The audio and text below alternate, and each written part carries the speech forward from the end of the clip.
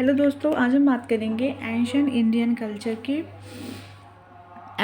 MA second semester की। देखिए, जैसे मैंने आपको पहले ही बताया कि क्वेश्चन हमारे 10 होते हैं, उसमें से हमें सिर्फ 5 को अटैम्प्ट करना होता है। पर क्वेश्चन जो होता है वो 14 नंबर का होता है। टोटल जो हमें आंसर देने होते हैं वो 70 नंबर के आंसर देने होते हैं।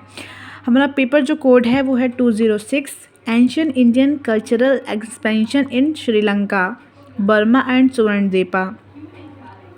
तो हम पहला क्वेश्चन देखते हैं। पहला क्वेश्चन है वो है throw light on the sources for the study of the history of Sri Lanka. Sri Lanka के इतिहास के अध्ययन के लिए स्रोत पर प्रकाश डालिए। देखिए, क्वेश्चन सही सेम ही रहता है, बट ये ना कि थोड़ा घुमा फिरा के पूछते हैं। तो वैसे थोड़ा अगर आप अच्छे से क्वेश्चन पढ़ोगे तो आपको समझ में आएगा कि क्वेश्चन पूछ क्या है एक्चुअल में। कभी कभी हम जल्दी जल्दी में गलती कर देते हैं। वैसे मैं तो बहुत गलतियाँ करती हूँ जल्दी जल्दी में, लेकिन अभी थोड़ा सा क्वेश्चन को हम ध्यान से पढ़ने लगे हैं तो सही है।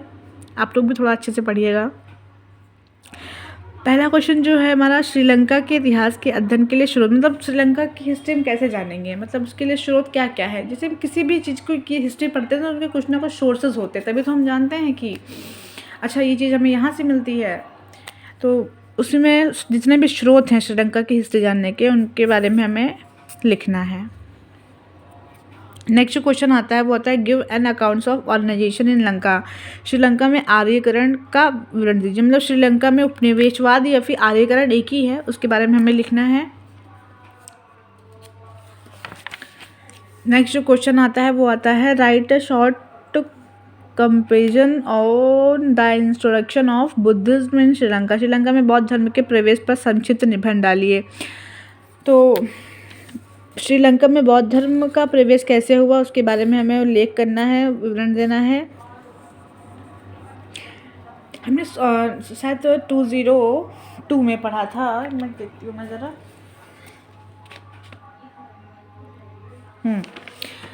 तो इसमें देखिए सोर्सेज पूछ रहा था ना, इसमें बौद्ध साहित्य कोड नंबर 204 में बौद्ध साहित्य पूछ रहा था ना। बौद्ध साहित्य में, इन साहित्यों से हमें काफ़ी जानकारी मिल जाती है। तो श्रीलंका में बौद्ध धर्म का प्रवेश कैसे हुआ, तो इन साहित्यों में भी कुछ ना कुछ जानकारी में मिलती है। तो जब आप 204 पढ़िएगा तो आप एक बार देख लीजिएगा, काफ़ी कुछ जानकारी हमें इससे भी मिल जाती है। हम उसको इंक्लूड मेंशन कर सकते हैं इस पेपर में। नेक्स्ट क्वेश्चन जो आता है क्वेश्चन नंबर 4 है हमारा, describe the salient feature of stupa architecture of Sri Lanka with special reference of Ruwanweli dagaba. Ruwanweli dagaba के विशेष संदर्भ में श्रीलंका के स्तूप स्थापत्य की प्रमुख विशेषता का वर्णन कीजिए। देखिए, ये क्वेश्चन बहुत इंपॉर्टेंट है। ये हमेशा लगभग पिछले 3 साल से तो पूछा ही जा रहा है।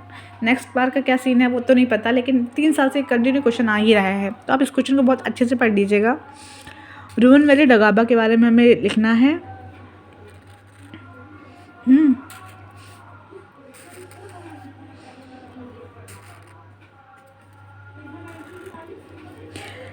नेक्स्ट जो क्वेश्चन आता है वो आता है हमारा, describe architectural feature of Ananda temple at the Pagan के आनंद मंदिर की स्थापत्य संबंधित विशेषताओं का विवरण कीजिए। देखिए, आनंद मंदिर टेम्पल हो गया और ये रुवेन वैली पगोड़ा हो गया, ये सब बहुत इंपॉर्टेंट क्वेश्चन है जिन्हें हमें एकदम पढ़ के ही जाना है, जाना ही जाना है। ये क्वेश्चन तो आने ही आने होते हैं।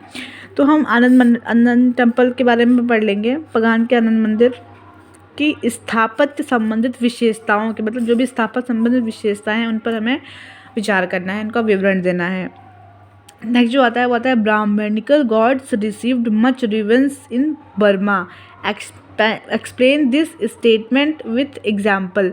ब्राह्मण देवता की बर्मा में अतिशय प्रतिष्ठा थी, इस कथन की सोदाहरण व्याख्या कीजिए।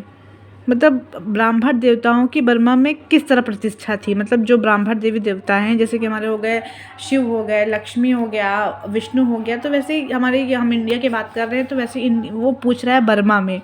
तो बर्मा में जो ब्राह्मण देवता थे वो कौन कौन से रहे होंगे, उनकी प्रतिष्ठा कैसी थी, क्या थी, तो उसके बारे में हमें उल्लेख करना है। मैंने कहा अगर आपको उसके नोट्स चाहिए तो आप मुझे कमेंट बॉक्स में मैसेज कीजिए ताकि मैं आपको उसके नोट्स प्रोवाइड करा सकूँ। नेक्स्ट क्वेश्चन जो है क्वेश्चन नंबर 7 है हमारा, प्राचीन स्वर्णद्वीप की सामाजिक जीवन की प्रमुख विशेषताओं का विवरण कीजिए। Describe the main feature of social life of ancient Swarnadvipa. मतलब सोशल लाइफ के बारे में लिखना है। कहाँ के? स्वर्णद्वीप की सामाजिक जीवन के बारे में हमें लिखना है, उसकी प्रमुख विशेषताओं के बारे में लिखना है।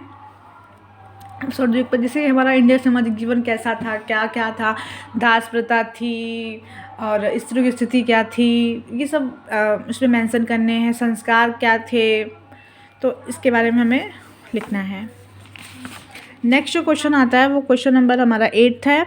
Write an essay on the religious life of स्वर्णद्वीपा।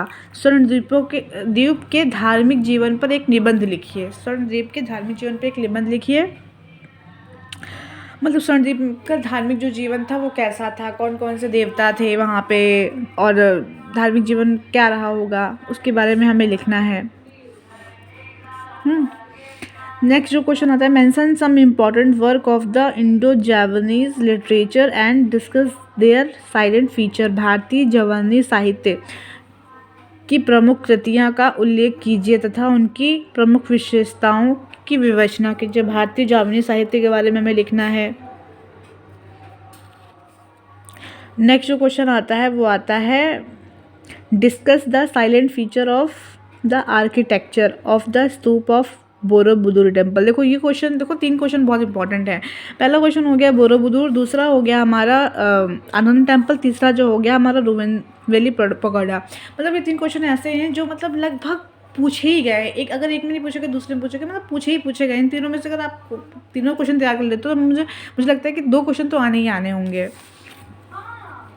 Borobudur स्तूप की वास्तुगत विशेषताओं की विवेचना कीजिए। मतलब बोरोबुदुर स्तूप की वास्तुगत विशेषताओं के बारे में हमें लिखना है, यानी आर्किटेक्चर के कैसा रहा होगा उसके बारे में हमें बताना है।